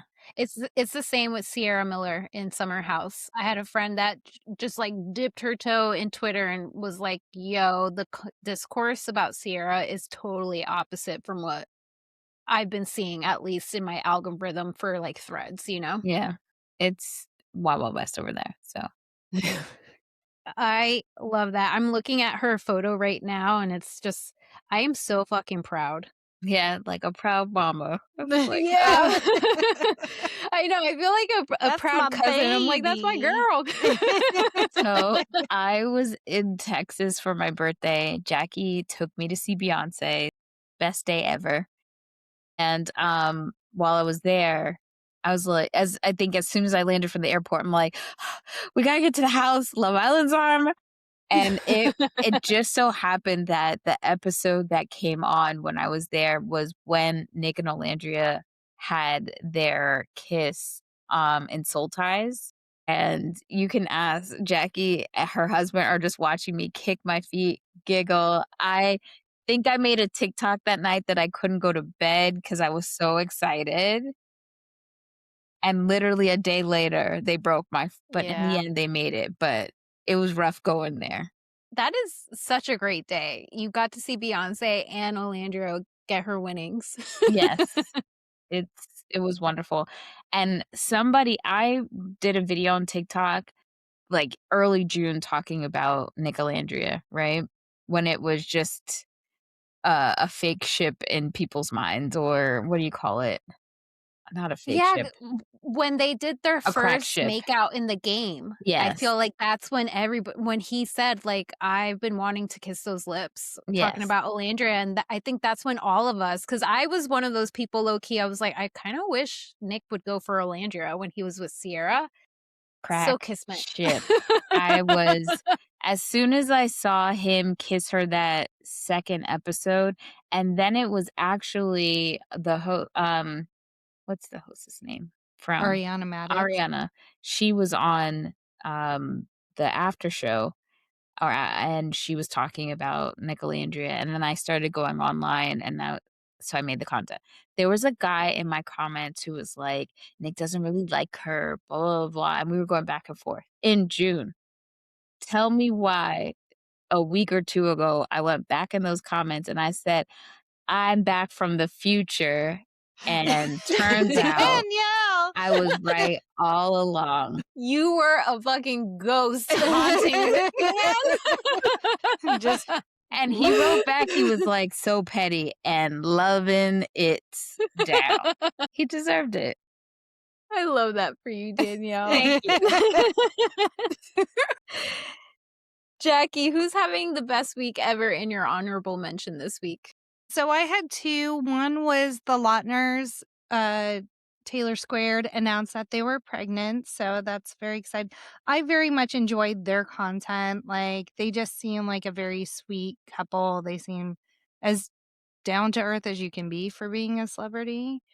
Um, so I was like, "Oh, look at you guys growing up." And then, my other honorable mention was the trailer for Euphoria season 3 dropped. I was so glad they didn't try to keep them in high school 5 years later, and it looks just as wild as the other seasons, and I'm like, "Oh, I need to do a rewatch so that I Mhm. can, be brushed up for this season of insanity." I'm just really sad about Angus Cloud not being Yeah. a part of it. So that's a bummer for all of us, really. He was just an amazing actor. Yeah, and Eric Dane, I Yeah, wonder if and we he lost felt Eric yeah. Dean. I He wonder if did. he He's filmed in it. okay, yeah. Yeah, they showed him in the trailer. So, yeah, So we were talking about the poster for advertising, and I know you said that it reminded you of another movie, but Mhm, when I saw it, I thought they were trying to embody Sinners because Sinners kind of did the same, of all the characters just mhm. like, and these are not the people that we knew back in season 1 and 2. Right. Yeah. It's so different. Like, we have Sydney as, like, some OnlyFans star. Jacob Elordi too looks I think he has, like, a white tank top. Rue looks like Rue. Yeah. I'm scared for Rue.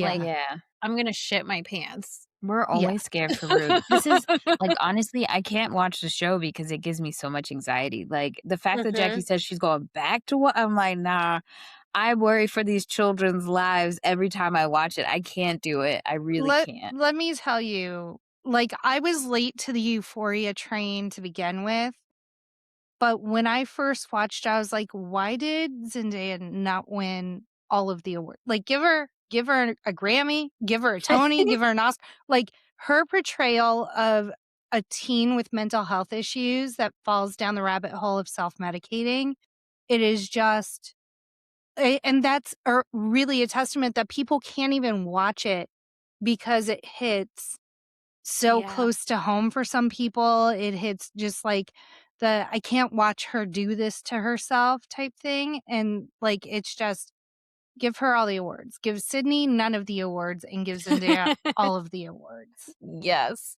I think the one thing that they're messing up that I can see so far is the visuals. So we Mhm. already know that the original visuals were stolen from another creator, heavily Yeah. influenced.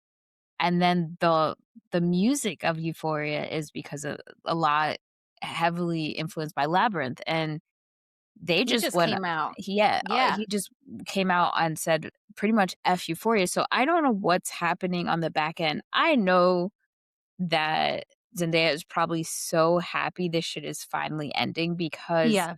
it has been nothing but drama behind the scenes since day 1, and I do think a lot of that has to do with the showrunner. Yeah.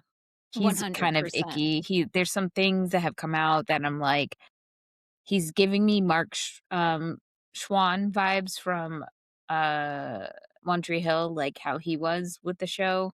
I'm feeling that vibe. I think that's his last name. It's Mark Schwann, right? Right, Jackie? Yeah, where he, like, pits the women against each other because I know Mhm. there's been rumors about Sydney and Zendaya Yeah. behind the cast. Alexi Alexa Demi, Demie. I'm excited to see her as a madame. Like, I just always loved her makeup and clothes in that show. I'm always so confused at how old that girl is in real life. Like, the lore behind Yeah. her is very mysterious on purpose. And I love how she leans in on it too. She's like, Yeah. "Yeah, I can be 22, I can be 33." I'm a little sad that, like, pretty much everyone from that show has been able to have, like, this really fun, cool career outside of the show and have blown up except for her. Like, I have not really tell me something else that she's been in besides this. Yeah, I know she did a short before Euphoria. I think that's how she was found.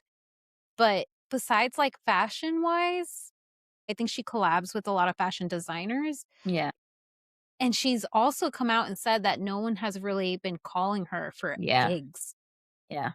which is a shame because she is another great actress that I loved seeing in that I show. mean, compared to Sydney Sweeney, like, look, Mm. I feel like Sydney could have really been in her bag if she had leaned into it seemed like she was going for she started to produce and she was doing, like, really deep female resonated movies, right? The problem is her politics were going completely against that, so it just didn't align, and the audience that you were trying to get to go to these indie movies, just it didn't happen. So, I just feel like she could have been better after she did that rom-com, maybe staying in that bag. It is what it is, right? I personally I I did not like that movie, and I love No, a rom-com. I just think she didn't have the chops to carry it at all. and going up against Glenn Powell, Yeah, who, like, is just personality on legs, like, to have it tank that much, it's like, "Girl, you're bringing, like, less than 0 to the table because Glenn couldn't even carry this by himself." I mean, the movie made so much money, and I think it's because 'cause we're starving for rom-coms, Yes. but, I mean, it was kind of like, how could you go wrong? You have a Right. Shakespeare retelling, which us 90s, 2000s girls, you got Done. us. You have PJ Hogan, who is the director of My Best Friend's Wedding and, Muriel's Wedding. He loves weddings. This movie too had weddings, and by the way, had 2 stars from those movies were in it, Yeah. which was that played her parents. You have all these things that make a perfect storm, and then you have this dead weight. She's so deadpan in her delivery that it makes her sound dumb, like, even the Yeah. drawl of her, you know? And it's just her body is put forward, not like Pamela Anderson where and Carmen Electra back in the day where yes, it was a lot of their body, but there actually was something going on upstairs. Right. You know, they could play into it. Yeah, and not even the peak. I think the reason why it was such a hit, the movie, was because of the PR Yeah. Yeah. of them and their chemistry. We saw the chemistry in paparazzi photos when this was being filmed, and then, like, the whole craze of him, breaking up with his girlfriend, Gigi Paris saying that these 2 definitely had some sort of, like, fling. Like, we wanted to see chemistry, and you're so right, it was such a dud that I Yeah. was like, "Wait, why didn't we get what we saw in the red carpet, like, in the movie theater?" I didn't understand. 'Cause they told her to act. And I don't wanna Yeah. say she's a horrible actress 'cause when she plays Cassie, I hate her so much. Yeah. And I'm like, I don't think she's playing herself, so I do think she has it somewhere. It's just It's not the comedic timing mm-mm. rom-com, that they're trying Not to White make her Lotus, be. yeah. No. No. When Yeah. there was the scene that I think they came back to the house and she went in the shower and, like, it was an excuse almost to really show off her boobs, and that took me out of the movie, Yeah. truly, which 'Cause sucks. that's the main focus. Right, I'm not a prude, you know? I could Mhm. see a rack or 2, but, like, make it make sense. Yeah. Yeah. I mean, we grew up in the '90s and 2000s. We've seen tits every Hello, 10 Halle seconds. Berry. I Yeah. Right. remember, Oh, I "What's don't going even know the movie, on?" I just know that Jack Swordfish. Swordfish. Yeah. Hugh Hugh Jackman Jackman. there we and, go. John Travolta. I was like, That was "You." pop culture for me. I think she felt comfortable because I have 2 gay men, it's great, they're not gonna I'm sexualize well me, protected on I'm this well set. protected. Unlike Billy Bob Thornton And I'm and getting paid Diddy really and well. right, and Monsters Ball. My Yeah. god. Best Yeah. Week Ever runner-up is obviously the Laguna Beach cast, who is coming back to the Roku channel for the reunion on April 10th, 2026, bringing together the original cast 20 years later. Everyone is coming back except Lo. I'm not too sure. I mean, she's been very vocal about the fact that she wants to be separated from that show.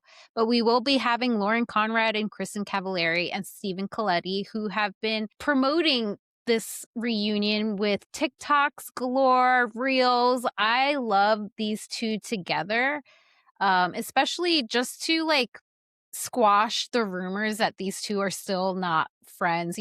People love to say that Lauren Conrad was the villain, and Stephen Coletti just came off of Traitors as well, which I think he did a pretty good job just being the pretty boy that he is. Mhm. And I'm excited to see where everyone is. Well, not all of them. I know there's certain, I mean, they live in the OC. I'm Right. pretty sure, like, we know their views. You wanna talk about Maha, I'm pretty sure one of those girls are very Maha, but Yeah. just the nostalgia of it all really made me excited to see the reunion and just reality TV, how it has evolved and changed. I do ache for the days of just long foreign scenes of background music of my favorite song that's playing today with just, people having scenes of just looking away at the beach. We don't get that sort of scenes anymore.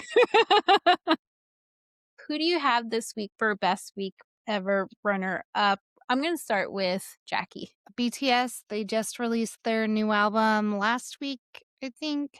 Aryong. It's doing really well. The reviews I've seen online, everyone's really enjoying it. So that's who I have as runner up. All of the K-pop fans included in that. And then they're set to go on tour, doing a world tour with that. So that'll be interesting to start watching like the live streams of that and kind of being part of that parasocial network experiencing that. Ask you, do you think this might be their final, like, tour album? Because there are a lot of, like, rumors about this band. It's been, like, I wanna say I months. I think they really enjoy performing together. I think they really truly enjoy each other. And so I think it might be that because while they were in the army, w- before or after they got out, they almost all of them released their own album. And so I think it's might be a thing where they come back together every so often, make an album as BTS, but then they're also kind of free to go and explore their own avenues of creativity as well. I don't know, like, the way that we're learning about how the Korean record company system is, Yeah. freedom does not go with those poor boys. I mean, I hope that they really, like you said, enjoy each other, but I know that they probably have contracts, and they're represented by HYBE too, right? I Yep. think? They're hype. Yeah, there's they ain't getting out. They're going to bleed them dry. Look at it does isn't Blackpink still is on their label too? Yeah, Hmm. because Blackpink looks like they want to be free, and they Yeah. keep being pushed to tour, so they might have be fresh right now because they haven't been able to be with each other, and being in the army might make them Hmm. appreciate each other, but I'm sure they want the freedom to be able to do what they wanna do, and I don't think their contract is gonna let them, unfortunately, so my heart goes out to them. I hope they're okay, because HYBE is no joke. I don't even feel comfortable talking about them anymore. Danielle, who's your best week ever runner up this week? I'm gonna give it to our our long, long, patiently waiting Grey's Anatomy fans, because Kim Raver and what that man name? Because I just wanna call him Kevin Owen. McKidd. Kevin McKidd are finally releasing us from their hold. When I tell you, Jackie's been rewatching Grey's Anatomy, and they've been on the show for so long, and Owen is like the worst. The worst. The worst. And it's almost like inadvertently the worst human being. And somebody did a video where it said what would have happened. Like, the canon event was, Izzy cutting the LVAD wire. Hmm. If she hadn't cut the LVAD wire, like, all this ripple effect would have happened. Owen would have never came to the hospital. Yeah. We would have never maybe even had Teddy, because Burke wouldn't have left. He wouldn't have left Christina on the altar. Um, they said that Mark and Lexi would still be alive, like, all this shit. And I'm like, "Oh, so we just have to blame Izzy for the fact that we have Owen. Got it. So Yeah. we're finally free."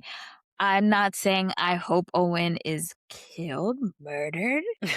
I'm I'm not sure how he's gonna go, but if Shonda wants to send a note, because we know our girl ain't working at ABC, not at a bit, but if she wants to send a note about how maybe he might leave the show, might exit, Yeah. left stage. Like, is it gonna be a situation where there's no hope of Owen ever returning again?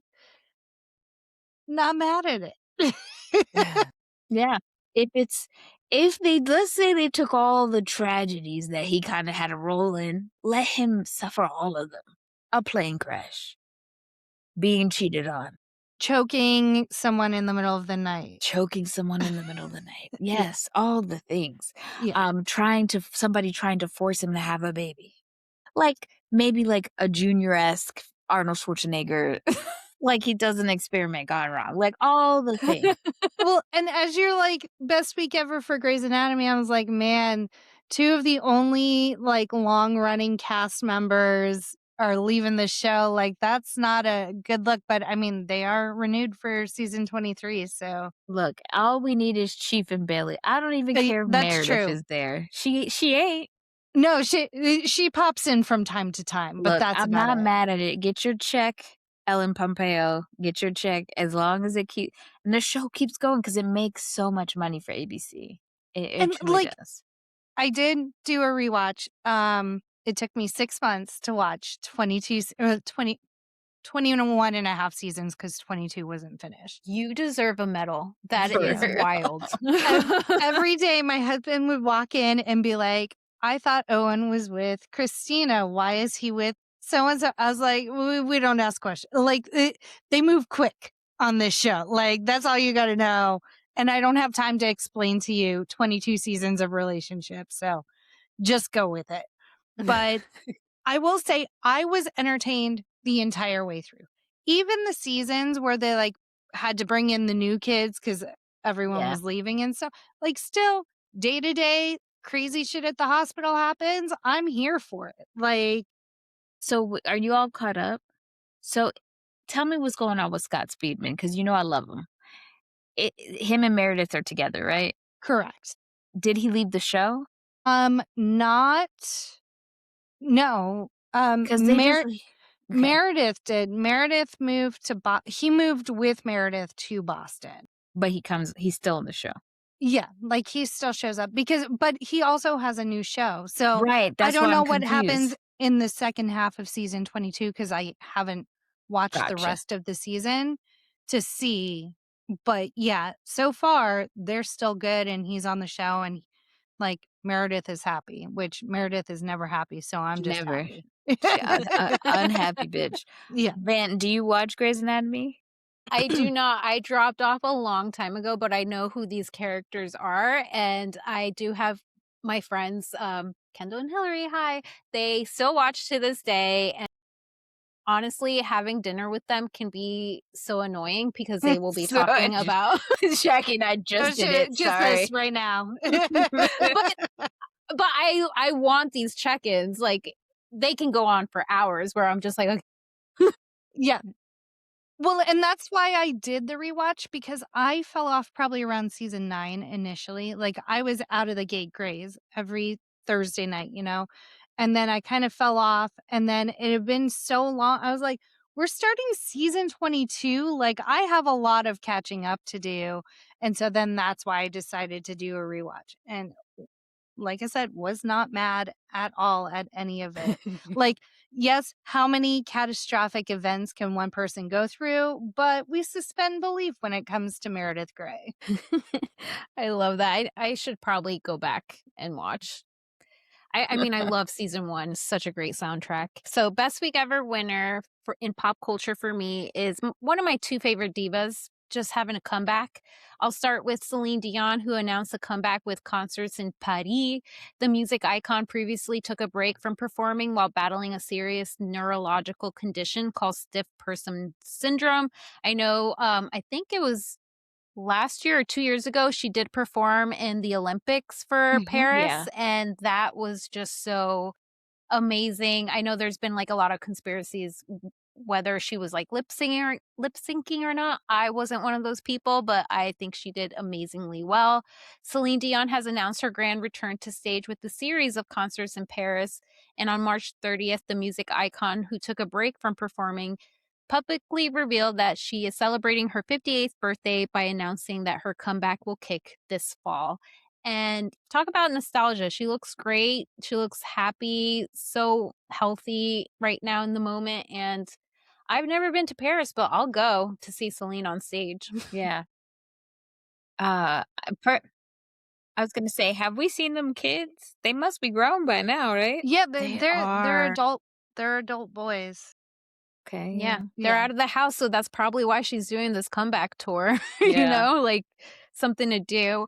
And also, we have Grammy-winning singer and actress Brandy Norwood, who was honored with a near oh, the A star. 2,839th star. I didn't know that's how many stars they had in Hollywood. Walk of Fame, but she is located on 6201 Hollywood Boulevard, and she got this yesterday, March 30th, with special guests like Babyface, Issa Rae, and singer Monica supporting her on her star. Brandy was honored for her lasting impact on R&B music, her roles like Moesha, and of course, one of my favorite movies of all time, 1997 Cinderella. I actually showed my daughter before showing well, my mom was the one who showed her the cartoon Cinderella. I was like, "We're watching Brandy Cinderella in this house," Mhm. because impo how many times have do I sing "Impossible" in my house? Like, I would be a millionaire. I always thought it was weird about who would get their star, 'cause I thought it was just, like, who was popular, but apparently your fan base, like, your fan base has to petition essentially for you to get it, like, it's not just you are. And and you have to pay for it. It's like 20 Yeah, grand Yeah. to have a yeah. star. But you So have to, like, get the invitation first and then right. you pay for it, right? Yep, Mhm. Yeah, because I yep. always thought you just paid your way in to get a star, but Mm-mm, that you have makes to way have. more sense. I was like, "What?" 'Cause I've heard some of the stars speak about, like, them getting it, so some of them are kinda like, "Oh, okay, cool," and, but yeah, you have to work pretty hard to get your fan base to kind of request it. I thought that was cool. Super cool, and, yeah, I just love Brandy and Celine Dion, my favorite divas. Danielle, who is your best week ever winner this week in pop culture? My best week ever is Meg Thee Stallion because she just debuted on Broadway in Moulin Rouge, and Queen Latifah showed up to support It's her. amazing. I love seeing their relationship blossom because my heart always went out to Meg for the longest time, especially, like, how Nicki was with her in the beginning, and it just was like so many people in the industry seemed to try to take her down, and it wasn't, like, the most welcoming for her, I don't think. Mhm. So it was really nice to see Queen Latifah, who is just the embodiment of grace, um, and a foundational member of a pioneer in rap, be Mhm. there and support her. So I think the first time I saw them even interact was at her Coachella set, Meg's Coachella set, and she came out and performed. So it was really nice. I think in general, I'm seeing a bridge that's happening that I think Nikki was at.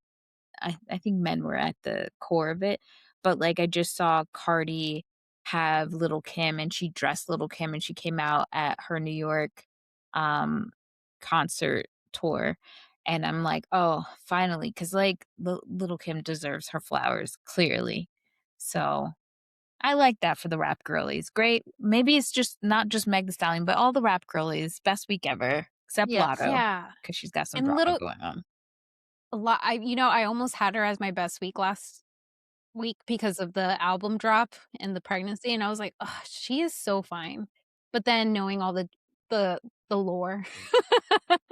Yeah, somebody was like, people complained about her being called mulatto, and then what she did was just get rid of the Mhm. first part of it, and I'm like, "Oh my god, I totally forgot that this is the same broad, and we're out here Yeah. calling her Lotto." I just kept thinking lottery. Yeah, that's all I well, and she opened for Lizzo, so it was like Lotto and Lizzo. I'm like, "Oh, that's a fun little name combination." Not I'll in the never forget slightest. her name, but now I really will never forget her name Yeah. knowing, where it was derived from. And I can't remember who's the drama with her. Is it the baby? Who's her baby daddy? 21 Savage. 21 Sa like, I need a lineup and pictures. I can't keep up with these dudes, and they're all so fugly looking. It's insane. Yeah, it Not to is. say Well, that I'm in our day it was any better, 'cause I know, quiet I'm as it thinking of kept. Lil Wayne. I don't wanna say nothing about Jeffrey. yeah, And I was but like, "Genuine's right there." Yeah, right. yeah. But we did have LL Cool J and Nas, and D'Angelo. Oh, yes, D'Angelo. what Shine. I thought Shine was so cute. When he had to go to jail, I was like, "Damn, son." Well, and then we also had, like, Omarion, like I like Slim uh, from B2K. He was like my baby. I thought you were talking about Slim from 112. Boyz II Men. Oh, as No, 112. Why did I okay, say B2K? It is 112. Oh my god, Okay, I because got my I boy and bands I don't messed even up. know the B2K names. I'm like Omarion and J Fizz. Oh, please don't kill me. But it's like past my age. You know, like I knew the songs, but I we were too old to be fawning over 15-year-olds at that time. It was inappropriate. J Fizz, Fizz J, Ah. Soda J Pop. Boo. I don't know. RC But you know what? Cola. I'm really glad that there's some respect to Little Kim because for the longest time, she was getting so disrespected by the rap community Yeah. and even Nicki Minaj, you know, where I was just like, no, have some respect for the elderly. Not to say Little Kim is the elderly, but she is so iconic when it comes to the Mhm. rap community. Like, how do you not appreciate her? I just don't understand. Okay, just to put respect on BTK's name, it's J Boog, I knew Omarion, it. Lil Fizz, and Well, Razby. there you go. Yeah. Yeah, and 112 was Slim. Peaches and Cream really It's such a I good remember song. exactly where I was when I saw that music video in the summertime at my grandparents' house.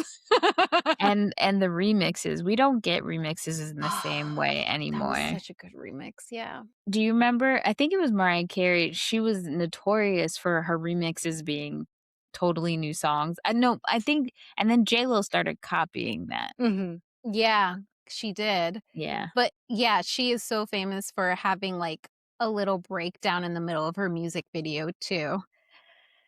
I miss music videos. Okay.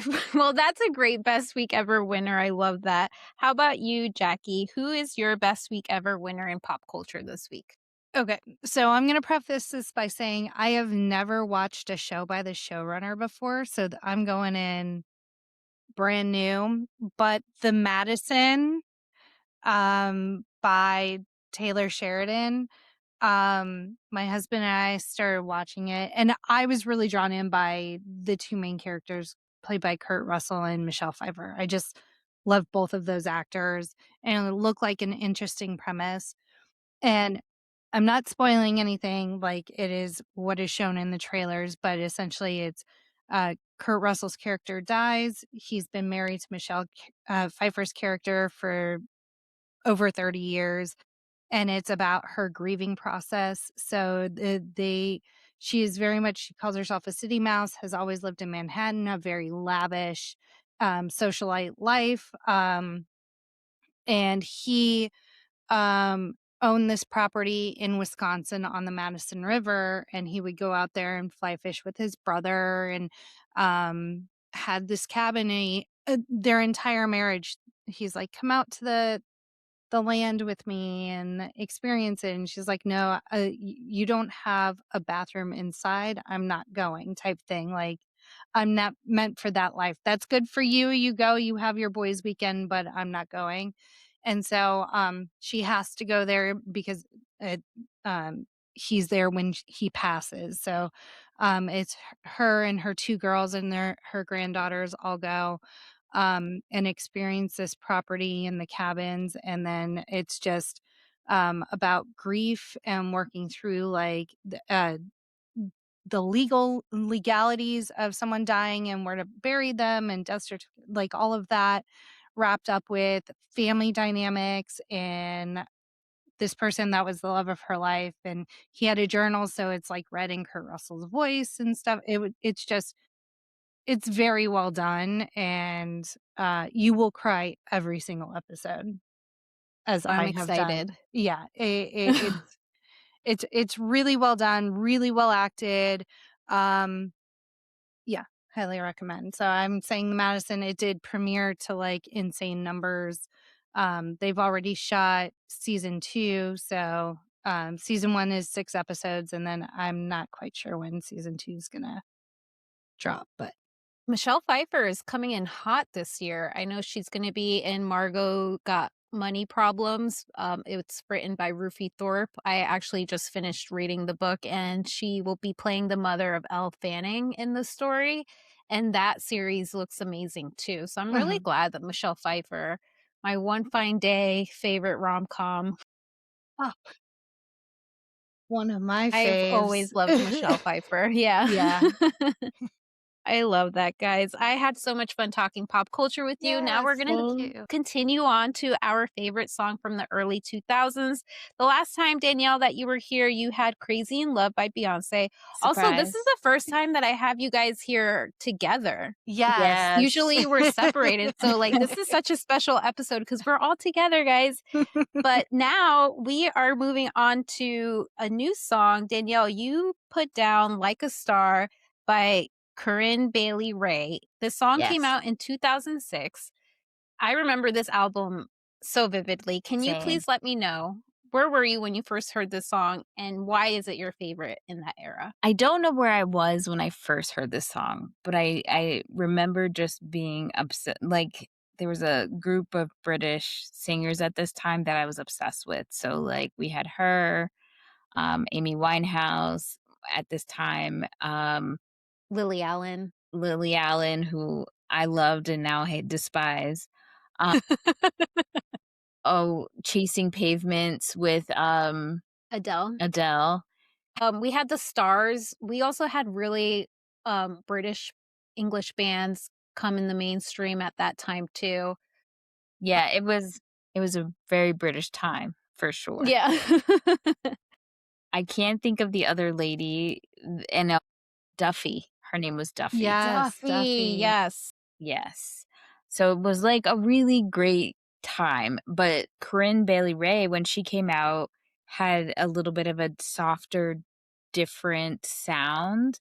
That album from number 1 to the end I felt like it was a perfect album, and no skips for me. But I used to watch this show called Medium with my sister, my younger sister. It was like one of her favorite shows.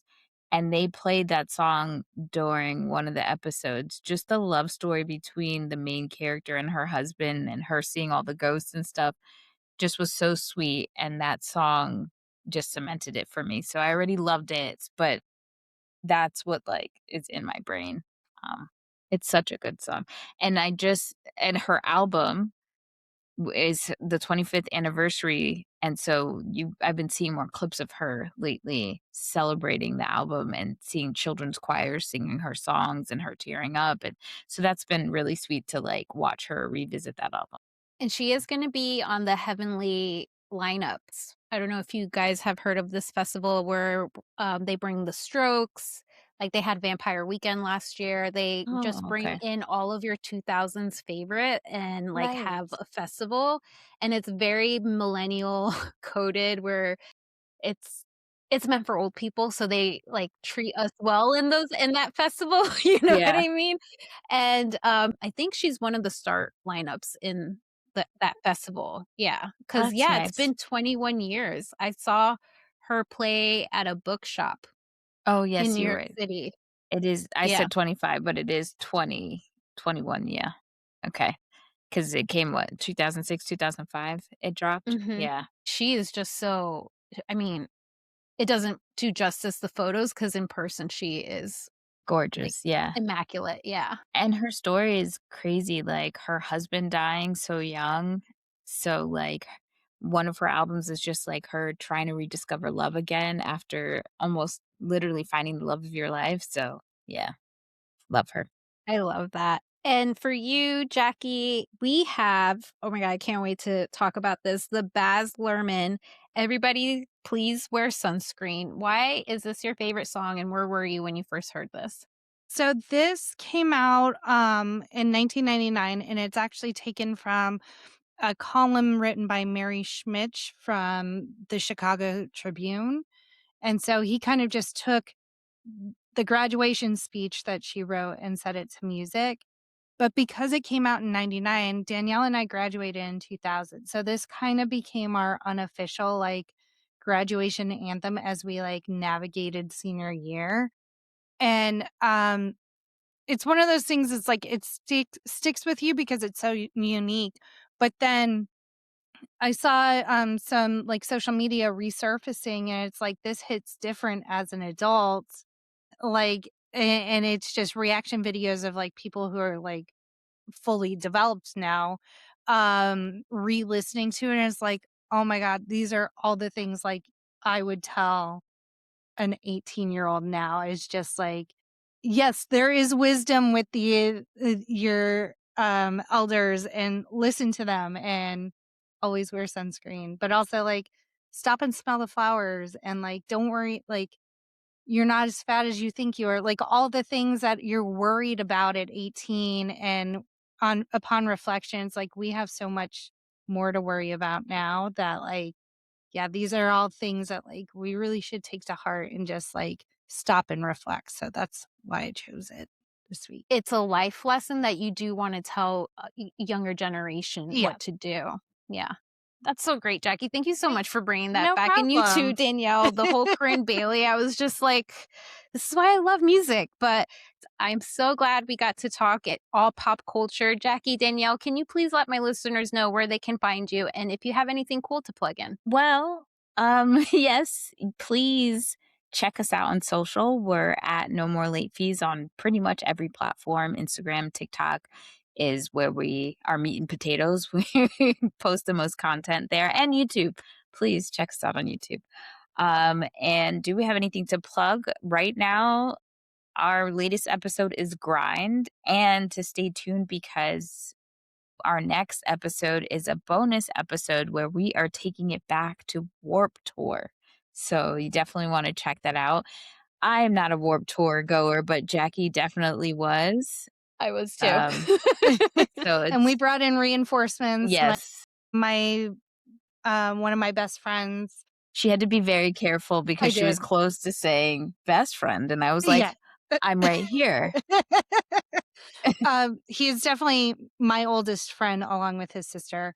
We've known each other almost 40 years at this point. So he was the one I would go to Warp Tour with. So it was fun kind of rehashing that. And then he got to play Warp Tour one year. So that was super cool. Ooh, what band? Because I had a friend that his band, Hometown Anthem, they played 1 year of Warped Tour. His band was, and they just like, he said they won a battle of the bands for the local stage, which was super cool in San Francisco. Nostalgic. Yeah. His band is Minus Vince. I'm pretty sure they're on Spotify if you want to listen to like Yeah, I do. homegrown Ska. Bay Area ska. But it was super fun kind of going down that rabbit hole. I pulled out my photo albums, all of that. So yeah, and much more to come. We're getting into our 6th season coming up. And so our 6th season opener is, we're talking about the OC, another love of Danielle and I. So yeah, lots of fun things upcoming in the near future. Yes. Very I can't wait exciting. to hear all of the OC. And I can't wait to hear about Grind, because Adam Brody was famously in that Bro Skater movie. Yep. And that was Yeah. the only reason why I was watching it. Oh, yeah, we have lots of thoughts. Jackie and I had, yeah, I'm not going to spoil it. We had lots of thoughts. Just It'll yeah, be on the listen. show notes, guys. I can't wait to tune in. And as always, you can check us out on Patreon. It's only $1 to see this whole entire video unedited. Or if you want to hold off on listening to us on the audio format, we are on YouTube. This YouTube video will be released the day after our audio format, and it will also have some cool graphics on there, some more like videos, and I'm being more creative, guys. I'm on YouTube. I'm trying to stay away from Instagram. It was impossible today with the Wes and Amanda news. I had to be on there. But everything else, I'm trying to be more creative out there. So please support, rate me 5 stars, send this episode to a friend, and I hope you guys are having a best week ever. Bye, guys. Ladies and gentlemen of the class of 99, wear sunscreen. If I could offer you only one tip for the future, sunscreen would be it. The long-term benefits of sunscreen have been proved by scientists, whereas the rest of my advice has no basis more reliable than my own meandering experience. I will dispense this advice now. Enjoy the power and beauty of your youth. Oh, never mind. You will not understand the power and beauty of your youth until they've faded. But trust me, in 20 years, you'll look back at photos of yourself and recall in a way you can't grasp now how much possibility lay before you and how fabulous you really look. You are not as fat as you imagine. Don't worry about the future, or worry, but know that worrying is effective as trying to solve an algebra equation by chewing bubblegum. The real troubles in your life are apt to be things that never crossed your worried mind, kind that blindside you at 4 p.m. on some idle Tuesday. Do one thing every day that scares you. Sing. Don't be reckless with other people's hearts. Don't put up with people who are reckless with yours. Floss. Don't waste your time on jealousy. Sometimes you're ahead, sometimes you're behind. The race is long, and in the end, it's only with yourself. Remember compliments you receive. Forget the insult. If you succeed in doing this, tell me. Keep your old love letters. Throw away your old bank statements. Stretch. Don't feel guilty if you don't know what you want to do with your life. The most interesting people I know didn't know at 22 what they wanted to do with their lives. Some of the most interesting 40-year-olds I know still don't. Get plenty of counseling. Be kind to your knees. You'll miss them when they're gone. Maybe you'll marry, maybe you won't. Maybe you'll have children, maybe you won't. Maybe you'll divorce at 40. Maybe you'll dance the funky chicken on your 75th wedding anniversary. Whatever you do, don't congratulate yourself too much, or berate yourself either. Your choices are half chance. So are everybody else's. Enjoy your body. Use it every way you can. Don't be afraid of it, or what other people think of it. It's the greatest instrument you'll ever own. Dance. Even if you have nowhere to do it but in your own room. Read the directions, even if you don't follow them. Do not read beauty magazines. They will only make you feel ugly.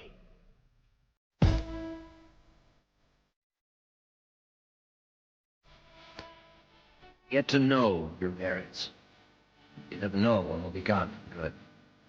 Nice to your siblings. They're your best link to your past. People most likely to stick with you in the future. Understand that friends come and go, but a precious few should hold on. Work hard, bridge the gaps in geography and lifestyle, because the older you get, the more you need the people you knew when you were young. Live in New York City once, but leave before it makes you hard. Live in Northern California once, but leave before it makes you soft. Travel. Accept certain inalienable truths. Prices will rise, politicians will philander, you too will get old. And when you do, you fantasize that when you were young, prices were reasonable, politicians were noble, and children respected their elders. Respect your elders. Don't expect anyone else to support you. Maybe you have a trust fund. Maybe you'll have a wealthy spouse. But you never know when either one might run out. Don't mess too much with your hair, or by the time you're 40, it will look 85. Be careful whose advice you buy, but be patient with those who supply. Advice is a form of nostalgia. Dispensing it is a way of fishing the past from the disposal, wiping it off, painting over the ugly parts, and recycling it for more than it's worth. But trust me on the sunscreen.